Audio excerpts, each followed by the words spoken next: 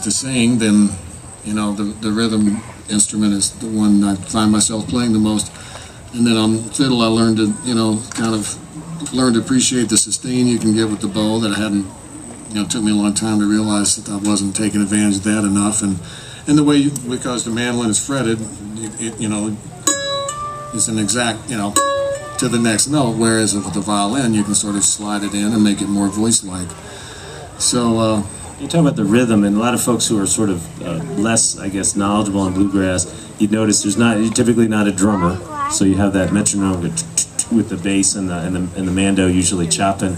Can you maybe show them a little bit of some of the chops you like to do that just kind of isolate that for a second for folks? Well, and when you speak of the rhythm chop, we're really talking about a style that, once again, you can pretty much trace that to Bill Monroe.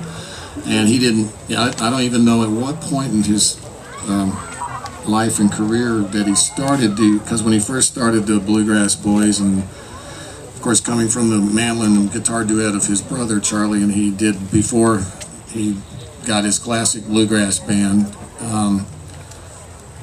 it was more of just more of a strum. And somewhere, and I've often wondered, and I don't know, if the reason the mandolin chop got started is because Bill's action just got so high on his mandolin he couldn't press it down anymore. I don't know.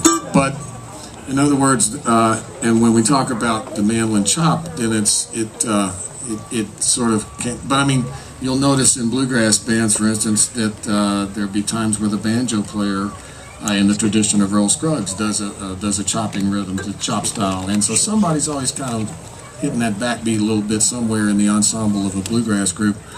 And in Bill Monroe's case, it kind of developed into the fact that his right hand is going all the time, but what you're really sort of doing is releasing the chord sort of as you hit it with your pick. Because there's a lot of difference in the sound of this, where I'm just holding down the notes,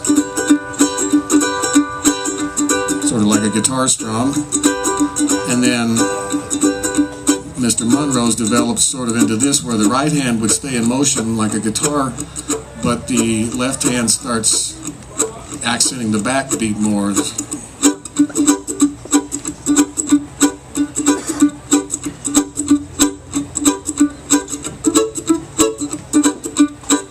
So you have your downbeat and the backbeat.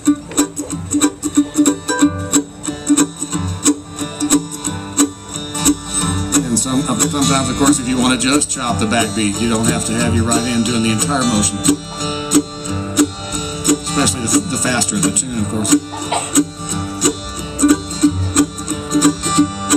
So there's different ways to do it, and it's interesting if we had 10 mandolin players sitting up here all at once, you'd find that we all go for that backbeat chop, but we all do it a little differently. There's a lot of great choppers. I grew up loving John Duffy's rhythm chop with the Country Gentleman. He had one of the more percussive ones. Bobby Osborne had a great one. Jesse McReynolds doesn't really chop rhythm per se. Jesse's the only guy I think he's truly the most original guy that ever played bluegrass style music, because he's one of the few that never really tried to copy Bill Monroe seriously like the rest of us all have. And anybody that plays a rhythm chop, maybe you didn't hear, even if you didn't ever listen to Bill Monroe, but you listen to mandolin players that did the chop, well, we all got it from him, and you are doing a Bill Monroe type thing, even if you haven't listened to him. Somewhere along the line, well, it was when I started listening to, I think it was about 1975, when I first